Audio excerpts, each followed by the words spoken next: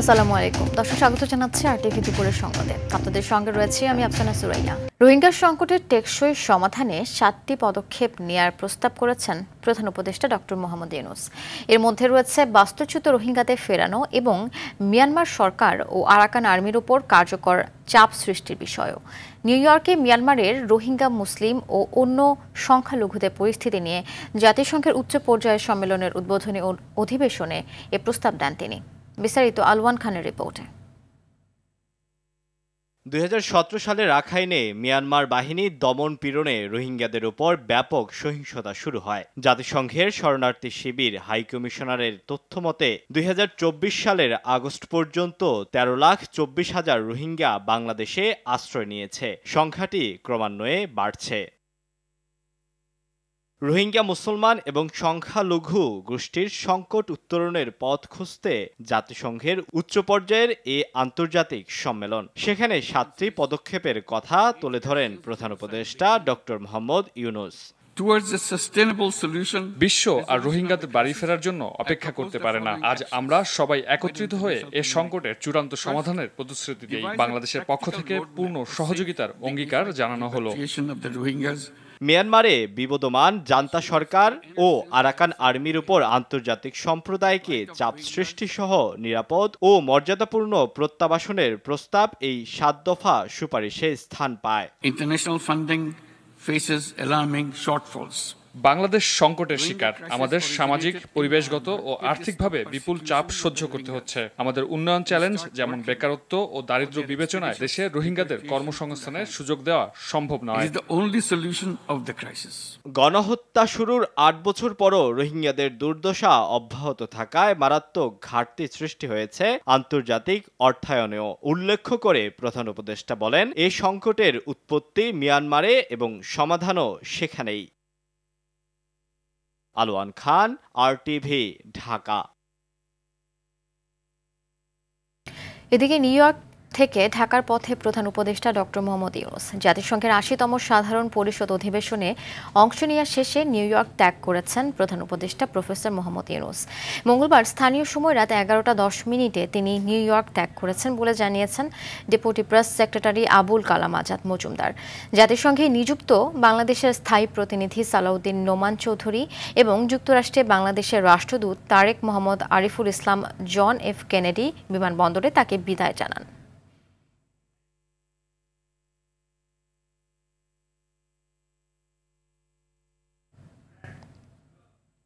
আওয়ামী লীগ নিষিদ্ধের বিষয়ে সিদ্ধান্ত নেবে জনগণ, আইন, আদালত বা সরকার নয়, এমন মন্তব্য করেছেন বিএনপি স্থায়ী কমিটির সদস্য ডক্টর AZM জাহিদ হোসেন। আর দলের সিনিয়র যুগ্ম মহাসচিব রুহুল কবির রিজভীর অভিযোগ, যারা শেখ হাসিনার পতন মেনে নিতে পারেনি তারা পরিকল্পিতভাবে পাহাড়ে অস্থিরতা তৈরি করছে। দেখুন রুদ্র রফিকের সহযোগিতায় জানাচ্ছেন শাকিলা করিম। আন্তর্জাতিক প্রবীণ দিবস উপলক্ষে জাতীয় প্রেস ক্লাবে এই আলোচনা সভায় যোগ দিয়ে বিএনপির স্থায়ী কমিটির সদস্য ডাক্তার AZM জাহিদ হোসেন বলেন, আওয়ামী লীগকে নিঃশর্তভাবে জনগণের কাছে ক্ষমা চাইতে হবে। ক্ষমা করবে কিনা সেই সিদ্ধান্ত নেবে জনগণ। আপনি যদি 47 আর 71 থেকে শিক্ষা না নেন, 90-কে মনে না রাখেন, 75-কেও মনে না রাখেন, তাহলে 24-কেও আপনি সত্যিকার অর্থে যেরকম ভাবে উদ্ভাসিত করতে চাচ্ছেন উদ্ভাসিত করতে পারবেন না। পল্টন পূজা মণ্ডপে সনাতন ধর্মাবলম্বীদের সাথে শুভেচ্ছা বিনিময় করেন বিএনপির সিনিয়র যুগ্ম মহাসচিব রুহুল কবির রিজভী। এ সময় তিনি অভিযোগ করেন, পাহাড়ে পরিকল্পিতভাবে অস্থিরতা করা হচ্ছে। যারা শেখ হাসিনার পতনকে মেনে নিতে পারেনি তারাই এই চক্রান্ত করে যাচ্ছে। দুর্গাপূজার সময় এমন কিছু ঘটনা ঘটাতে হবে যাতে বাংলাদেশের ভাবমূর্তি নষ্ট হয় বিদেশে। পূজাকে কেন্দ্র করে কোনো রাজনৈতিক উদ্দেশ্য হাসিল করতে না পারে, এই কারণে আমরা প্রত্যেকেই সচেষ্ট থাকছি। তিনি আরো বলেন, পার্শ্ববর্তী একটি দেশের ইন্ধনে ধর্মীয় সম্প্রীতি ভাঙার চেষ্টা করা হচ্ছে। তবে সরকার ও বিএনপির প্রচেষ্টায় এবারের পূজা শান্তিপূর্ণভাবে পালিত হচ্ছে। আমরা হিন্দু, মুসলমান প্রত্যেকে একাকার হয়ে আমরা শপথ নিয়েছি, হিন্দু ধর্মাবলম্বী মানুষদের এই প্রধান উৎসবটি যেন নিরাপত্তা সহকারে সম্পন্ন হয়। শাকিলা করিম, আরটিভি, ঢাকা। গেল রাত থেকে বিরামহীন বৃষ্টির কবলে পড়েছে রাজধানীবাসী। ছিল থেমে থেমে বজ্রপাত। বৃষ্টিতে দুর্ভোগে পড়েন যাত্রী ও পথচারীরা। তবে ছুটির দিন হওয়ায় ভোগান্তি কিছুটা কম। আবহাওয়া অফিস বলছে আগামী 72 ঘন্টায় আবহাওয়ায় এমন বৈরী আচরণ থাকতে পারে। আরও জানাচ্ছেন আব্দুর রহিম। পশ্চিম বঙ্গোপসাগরে সৃষ্ট লঘুচাপের প্রভাবে গতরাত থেকে বৃষ্টি হচ্ছে। গত 24 ঘন্টায় ঢাকায় এই মৌসুমের সর্বোচ্চ 206 মিলিমিটার এবং রাত থেকে ভোর 6টা পর্যন্ত 132 মিলিমিটার বৃষ্টিপাত রেকর্ড করা হয়েছে। আবহাওয়া অফিস বলছে আগামী কয়েকদিন ভারী এবং অতি ভারী বৃষ্টি ও বজ্রপাতের পূর্বাভাস রয়েছে। সকল সমুদ্র বন্দরসমূহকে বিশেষ করে চট্টগ্রাম, কক্সবাজার, মংলা এবং পায়রা সমুদ্র বন্দরসমূহকে 3 নম্বর স্থানীয় সতর্কতার সংকেত দেখিয়ে যেতে বলা হয়েছে। অভ্যন্তরীণ নদী বন্দরের জন্য 1 নম্বর সতর্কতার সংকেত দেখিয়ে যেতে বলা হয়েছে যে এই ব্যাপক বৃষ্টিপাতের সাথে থাকে বজ্রপাত এবং ভারী বৃষ্টিপাত ও বজ্রপাত যুগপৎ সংঘটিত হচ্ছে। তবে এর তীব্রতা 3 দিন পর অনেকটাই কমে যাবে। এদিকে রাত থেকে বিরামহীন বৃষ্টির কারণে রাজধানীর বেশ কয়েকটি গুরুত্বপূর্ণ সড়কে সৃষ্টি হয়েছে জলাবদ্ধতা। এতে দুর্ভোগে পড়ে যাত্রী ও পথচারীরা। গাড়ি তো নষ্ট হতেই থাকে। এই যে পানি জমলে পরে গাড়ি দেখছেন কি অবস্থা, ওদের গাড়িগুলো নষ্ট হয়ে রয়েছে পিছনে। রাস্তায় প্রচুর পরিমাণ পানি জমে গেছে, গাড়ি বের হতে পারতেছে না, যেগুলো বের হইতেছে এগুলোও ডিস্টার্ব দিতেছে।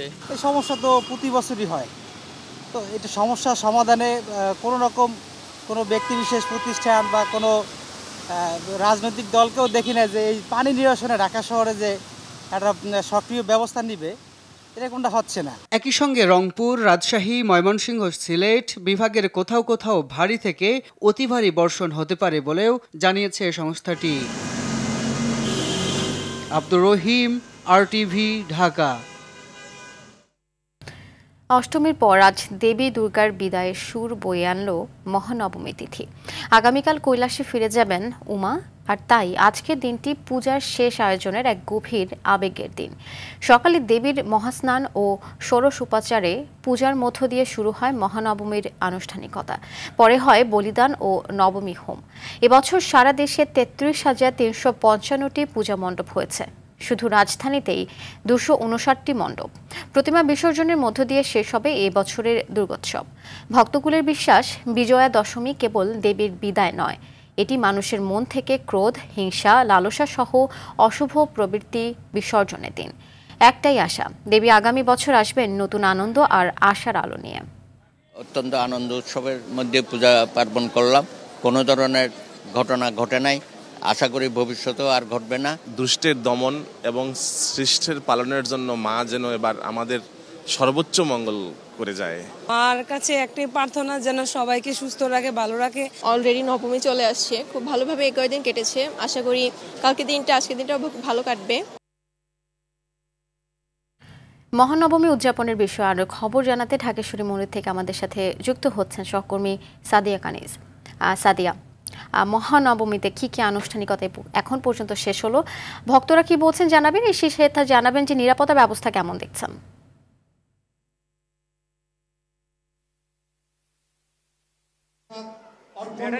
ভক্তদের মাঝে আপনারা পোশাকটুকু গ্রহণ করবেন।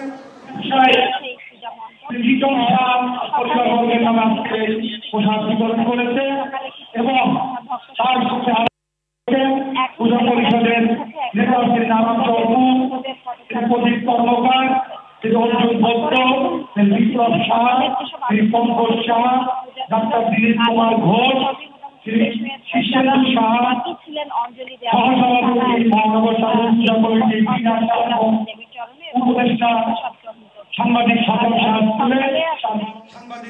শাহ ছিলে, তার বাবা মার নামে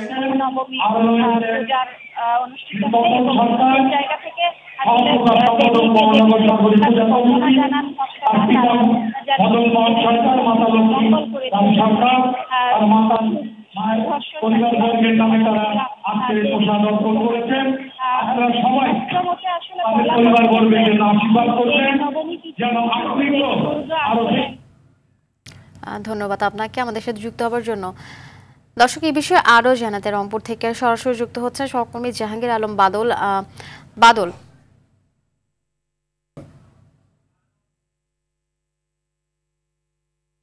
বাদল নিশ্চয়ই শুনতে পাচ্ছেন, রংপুরে পূজা মণ্ডপগুলোতে নবমী উদযাপন নিয়ে সবশেষ কি তথ্য রয়েছে আপনার কাছে, সে বিষয়ে জানাবেন আমাদের। দুর্গা উৎসব রংপুর জুড়ে উৎসব মুখরই পালন করা হচ্ছে। রংপুরে যে শারদীয় দুর্গা উৎসব, এর ধারাবাহিকতা আমরা দেখেছি যে রংপুর সহ রংপুর বিভাগে কিন্তু এই উৎসবের মাত্রা অনেকখানি আমরা দেখছি যে উৎসব মুখর পরিবেশে পালন করা হচ্ছে। আমরা যদি দেখাই যে আজকে নবমীতে আসলে মন্দিরে মন্দিরে আসলে উৎসব মুখর ভিড় দেখছি আমরা দর্শনার্থীদের, এবং যারা ভক্ত অনুরাগী রয়েছেন তারা কিন্তু এসেছেন এবং মহানবমীর এই বিদায় ক্ষণে আসলে তারা কিন্তু মাকে বিদায় জানাচ্ছে অনেকে, এবং কালকে মহাদশমীর মধ্যে তাদেরকে বিদায় জানানো হবে।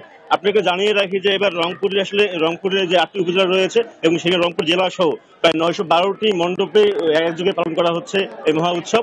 এর পাশাপাশি আমরা দেখেছি যে আসলে সকালেই যে আসলে চণ্ডী পাঠ এবং মহাস্নান এবং ভোগ আরতি এবং দেবীর আরাধনার মধ্য দিয়ে কিন্তু আনুষ্ঠানিকতা শুরু হয়েছে, এবং কালকে মহানবমীর মধ্যে বিদায় শেষ হবে এই আনুষ্ঠানিকতা। এর পাশাপাশি আমরা দেখেছি যে এই পূজা মণ্ডপগুলোতে নিরাপত্তা বেষ্টনীতে বলয় করে রেখেছে পুলিশ, র্যাব এবং সাদা পোশাক আইন শৃঙ্খলা বাহিনী, এবং তারা নিরাপত্তা নিশ্চিত করে রেখেছে যাতে কোনো অপ্রীতিকর ঘটনা না ঘটে কোন জায়গায়, সেজন্য তারা কিন্তু তৎপর রয়েছেন। পাশাপাশি আমরা দেখেছি যে আসলে এবার নগরীতে কিন্তু ব্যাপক উৎসব মধ্যেই পালন করা হচ্ছে এই আপনাদের শারদীয় দুর্গা উৎসব, এবং উৎসব শেষ পর্যন্ত এমন উৎসব মুখরই থাকবে সেই তারা কিন্তু আশা ব্যক্ত করছেন ভক্ত অনুরাগীরা।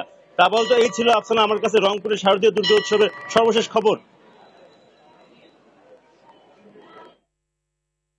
ধন্যবাদ আপনাকে। প্রবীণরা হলো সুন্দর জীবন ও সুন্দর সমাজ ব্যবস্থার রচয়িতা। পরিবারই হচ্ছে প্রবীণদের আসল ঠিকানা, অথচ সন্তানের অবহেলায় অনেকের জায়গা হয় বৃদ্ধাশ্রম বা প্রবীণ নিবাসে। তিলে তিলে গড়া সংসারে জীবনের শেষ সময়টুকু পরিবারের সাথে কাটাতে চান প্রবীণরা। পরিবার, সমাজ, রাষ্ট্রের জন্য অবদান রাখা প্রবীণদের যথাযথ মর্যাদা না দেওয়াকে সকলে ব্যর্থতা হিসেবে দেখছেন সমাজবিজ্ঞানীরা। আন্তর্জাতিক প্রবীণ দিবস নিয়ে জাহিদ রহমানের রিপোর্টে বিস্তারিত।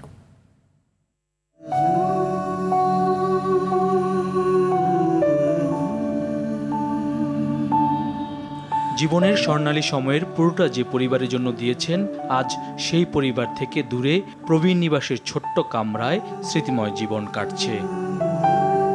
উনি মারা যাওয়ার পরে তারপরে আমি একলা বাচ্চাদের মানুষ করলাম। 7-8 বার গেছি আমেরিকা, আর কত যাবো, আমেরিকা কানাডা এই করতেছি সারাক্ষণ।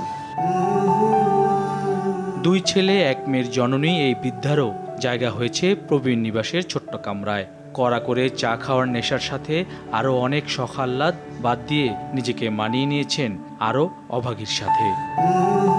সহ্য হয়ে গেছে এখন, তারপর আমি ওদের জন্য দোয়া করি, তোমরা একটু দোয়া করি, এই জন্য দোয়া করি যে ওরা যে গুনার ভাগী হইতেছে আল্লাহ তো মাফ করবে। পরিপাটি রুমটি সাজিয়ে রাখেন রাব্বানী মিয়া। চাকরি থেকে অবসরের পর 2 মেয়ের সংসারে বোঝা হতে চাননি, তাই 5 বছর ধরে এখানে বই পড়া, ইবাদত আর গাছের চর্চায় সময় কাটে তার। অতিথি হিসাবে, মেহমান হিসাবে তাদের কাছে দেখা করি, যাই, কথা বলি, কিন্তু সদস্য হয়ে তাদের ঘরে আমি থাকতে ইচ্ছুক না। নিজেই নিজের সাথে কথা বলি, বই পুস্তক পড়ি, লেখালেখি একটু করি। তার পাশেই থাকেন সাবেক ব্যাংকার। পাশাপাশি দুজনের গল্প করে কেটে যায় বেশ খানিকটা সময়। প্রথমে এখানে এসে কেটেছে কান্না করে, তবে এখন মানিয়ে নিয়েছেন বেশ। আমি এখানে আছি, আমার এখন কেন জানে ইদানিং ভালো লাগে। আগে কান্না পাইতো যে আমার সব আছে, ছেলে নাই, বিকল্প মেয়ে আছে। প্রবীণদের যথাযথ সম্মানের ব্যবস্থা করা সকলের নৈতিক দায়িত্ব বলে মনে করেন সমাজবিজ্ঞানীরা। অবহেলার শিকার হচ্ছেন বা উপেক্ষিত হচ্ছেন, তাদের জন্য তো একটা আইনি সুরক্ষা তো রাষ্ট্র নিশ্চিত করেছেই, কিন্তু আমাদের সমাজ ব্যবস্থায় আইনি কিন্তু একমাত্র সমাধান না। আমাদের এখানে সমাজ ব্যবস্থায় সহমর্মিতার, দায়ভার গ্রহণের এবং দায়িত্ব পালনের সংস্কৃতি হলো যথাযথ সমাধান। প্রতিটা পরিবারের উচিত হবে সেজন্য খেয়াল লাগে এরা তার বাবা, এই বাবার থেকে তো আমি, আমার থেকে আমার ছেলে। সন্তানের জীবদ্দশায় কোনো বাবা মাকে যেন থাকতে না হয় বৃদ্ধাশ্রমে, পরিবারই যেন হয় প্রতিটি প্রবীণের আপন নিবাস। জাহিদ রহমান, RTV, ঢাকা। বিসিবি নির্বাচনের সরকারি হস্তক্ষেপের অভিযোগে সরে দাঁড়ালেন তামিম ইকবাল। সকালে বিসিবিতে এসে নিজ মনোনয়ন প্রত্যাহার করেন তিনি। তামিম বলেন, এটা ইলেকশন নয়, সিলেকশন। ক্রিকেটের ফিক্সিং বন্ধ করতে হলে ইলেকশনের ফিক্সিং আগে বন্ধ করতে হবে বলেও মন্তব্য করেন তিনি। অপরদিকে তামিমের মতো একই অভিযোগে ইসরাফিল খসরু, ইয়াসির আব্বাস সহ আরও 14 জন কাউন্সিলর তাদের মনোনয়ন প্রত্যাহার করেছে। রাফি আমিনকে সাথে নিয়ে জানাচ্ছেন আতিকুল ইসলাম শাকিল। বিসিবিতে দীর্ঘদিনের সিলেক্টেড পদ্ধতি ভেঙে নতুন বাংলাদেশে প্রকৃত নির্বাচনের মাধ্যমে পরিচালক আসতে যাচ্ছে ভেবে ক্রিকেট প্রেমীদের আগ্রহ ছিল এই নির্বাচন নিয়ে। যদিও প্রথম থেকেই জটিলতা ছিল দুদকের তদন্তনাধীন 15টি ক্লাবের ভোটাধিকার নিয়ে। তাদের নিয়ে নানা রকম অভিযোগ আলোচনা ও দেন দরবার চলে সংশ্লিষ্ট পক্ষগুলোর মধ্যে। কিন্তু সাবেক বোর্ড সভাপতি ফারুক আহমেদের হাইকোর্টে করা এক রিটের প্রেক্ষিতে শেষ পর্যন্ত ওই 15 ক্লাবের ভোটাধিকার স্থগিত হয় মঙ্গলবার। এর পরদিনই সরকারের বিরুদ্ধে নির্বাচনে হস্তক্ষেপের অভিযোগ এনে ক্রিকেট বোর্ডে এসে নিজের মনোনয়ন প্রত্যাহার করে নেন তামিম ইকবাল। যখন যেমন মনে হচ্ছে, যখন যা মনে হচ্ছে তখন তা করা হচ্ছে, এটা আসলে ইলেকশন না, এটা ইলেকশন না। আর ক্রিকেটের সাথে জিনিসটা কোনো দিক থেকেই মানায় না। এটা হলো আমাদের একটা ওয়ে অফ প্রোটেস্ট, যে এখান থেকে এসে যে এই নোংরামির পার্ট আমরা থাকতে পারবো না। এই নির্বাচনকে ফিক্সিং অভিহিত করে তামিম বলেন, এভাবে ক্রিকেটের ফিক্সিংও দূর হবে না। তারা যদি এভাবে করে ইলেকশন করতে চান, করতে পারেন, জিততেও পারেন, বাট আজকে ক্রিকেট 100% হেরে গেছে, এটা নিয়ে কোনো সন্দেহ নাই। আপনারা বলেন বড় গলায় যে বাংলাদেশে ফিক্সিং বন্ধ করা লাগবে, আগে ইলেকশনের ফিক্সিং বন্ধ করেন, পরে ক্রিকেটের ফিক্সিং বন্ধ করার চিন্তাটা করি। তামিম ছাড়াও একই অভিযোগে নির্বাচন থেকে সরে দাঁড়িয়েছেন আরও 14 জন কাউন্সিলর। বিভিন্ন ক্ষেত্রে কিন্তু আমরা প্রভাব বিস্তারের এক্সাম্পল পেয়েছি, এবং এই যে 15টা ক্লাবের বিষয়, যেটা হিয়ারিং হয়ে 15 ক্লাবকে আবার বৈধ ঘোষণা করা হলো, আবার কয়েকদিন আগে আমরা দেখলাম আবার তাদেরকে বাতিল করা হয়েছে। বাতিল করে আবার তাদেরকে অ্যালাউ করলো, পরে নমিনেশন পেপারটা নিল, নেওয়ার পরে আবার দেখলাম বাতিল করলো। তখন I felt that there is something severely wrong. Atiqul Islam Shakil, RTV, Dhaka. দর্শক, এই বিষয়ে আরও জানাতে বিসিবি থেকে সরাসরি যুক্ত হচ্ছেন সহকর্মী রাফি আমিন। রাফি, শেষ মুহূর্তে এসে তামিম ইকবাল সহ 15 জনের মনোনয়নপত্র প্রত্যাহারের পেছনে কি কারণ দেখছেন?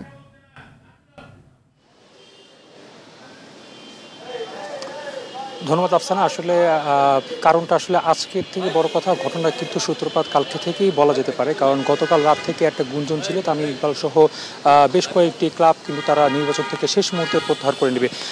তফসিল অনুযায়ী কিন্তু আজকে প্রত্যাহার মনোনয়ন প্রত্যাহার করার কিন্তু আজকেই শেষ ডেট ছিল। আজকে 12টার মধ্যেই আসলে প্রত্যাহার করতে হতো। সেক্ষেত্রে বলতে হয় যে যেই তৃতীয় বিভাগের বাছাই থেকে আসা 15টি বিতর্কিত ক্লাব নিয়ে যে আসলে একটা নাটকীয়তা চলছিল, কখনো আসলে তাদেরকে স্থগিত করা, কখনো আবার তাদেরকে আসার অনুমতি দেওয়া, এই সব কিছু মিলে যে আসলে একটা নাটকের মধ্যে আসলে যাচ্ছিল বিসিবি নির্বাচনের এই সময়টা, ঠিক তখনই কিন্তু আসলে তামিম ইকবাল সহ বাকি যেই ক্লাব ক্যাটাগরি কিংবা অন্য 1 এবং 3 ক্যাটাগরিতে যারা আছে সেখান থেকে মোট 15 জন প্রার্থী তারা কিন্তু প্রত্যাহার করেছেন। একটাই কারণ, তারা আসলে দোষী আছেন সকাল থেকে, এবং তারা বারবার একটা কথাই বলেছেন যে বিসিবি নির্বাচন এখন একটা নোংরামির পর্যায়ে আসলে চলে গেছে। বারবার এরকমভাবে পরিবর্তন হওয়া, 15টি ক্লাবের অন্তর্ভুক্তি আবার বাতিল হওয়া, এরকম বারবার একটা নাটকীয়তার মধ্যে যখন আসলে বিসিবি যাচ্ছিল বা এই নির্বাচনের অবস্থাটা যাচ্ছিল, তখন কিন্তু তারা বলছেন যে এটা সরকারি হস্তক্ষেপের কারণেই কিন্তু এটা হচ্ছে। এবং আমরা যদি সকাল থেকে বলি, বেশ কয়েকজন প্রার্থী কিন্তু এসে গণমাধ্যমের সাথে কথা বলেছেন, এবং তারা একটা কথা বারবার বলেছেন যে জুলাইয়ের পরে তারা যেই স্বাধীন বাংলাদেশ পেয়েছিল এবং সেই স্বাধীন বাংলাদেশে তাদের যে আসলে নির্বাচন অবস্থা, সেই নির্বাচন অবস্থায় তারা যে যতটা আত্মবিশ্বাস নিয়ে এসেছিল যে একটা স্বাধীন সুষ্ঠুভাবে একটা নির্বাচন হবে, সেই সুষ্ঠু নির্বাচনের অভাব বোধ করছেন তারা। এবং তাদের কাছে আসলে মনে হচ্ছে বারবার একটা জিনিসই, যে যেখানে আসলে হস্তক্ষেপ হচ্ছে সরকার দ্বারা নির্বাচনটা, সেখানে তারা সেফ ফিল করছে না এই নির্বাচন করার জন্য। এবং একটা প্রশ্ন কিন্তু আসলে অনেকেও ক্লিয়ার করে গেছেন যে তারা অনেকে হয়তো বা দলগতভাবে এই সিদ্ধান্তটা না। আমরা যদি বলি ইসরাফিল খসরুর কথা বলি, তিনিও কিন্তু বলে গেছেন যে তিনি কোনো রাজনৈতিক দল থেকে বা রাজনৈতিক ব্যাকগ্রাউন্ড হিসেবে তিনি কিন্তু নির্বাচনে আসেননি। তিনি নির্বাচনে এসেছেন তার ব্যক্তিগত পছন্দের জায়গা থেকে, কিন্তু তিনি আসার পর যখন দেখলেন আসলে যে নির্বাচনের এই জায়গাটা সুষ্ঠু না, তখন কিন্তু তিনি নিজের নামটা সরিয়ে নিয়েছেন। এবং এই যে বর্তমান অবস্থাটা নির্বাচনের, এরপরে আসলে নির্বাচন কমিশন আসবেন, কিছুক্ষণ পরে গণমাধ্যমের সাথে কথা বলবেন। আসার পরে আসলে আমরা সবশেষ তথ্য জানতে পারবো যে আসলে কতজন ভোটার আসলে জায়গা পেয়েছেন তালিকায় বিসিবি নির্বাচনে। জানিয়ে রাখি 6 অক্টোবর নির্বাচন হবে, বিসিবি নির্বাচন, এবং তার আগেই কিন্তু। ধন্যবাদ আপনাকে। দর্শক, দুপুরের সংবাদ এ পর্যন্তই। জেলা সংবাদ বিকেল 4:05টায় দেখার আমন্ত্রণ রইল। ধন্যবাদ সবাইকে।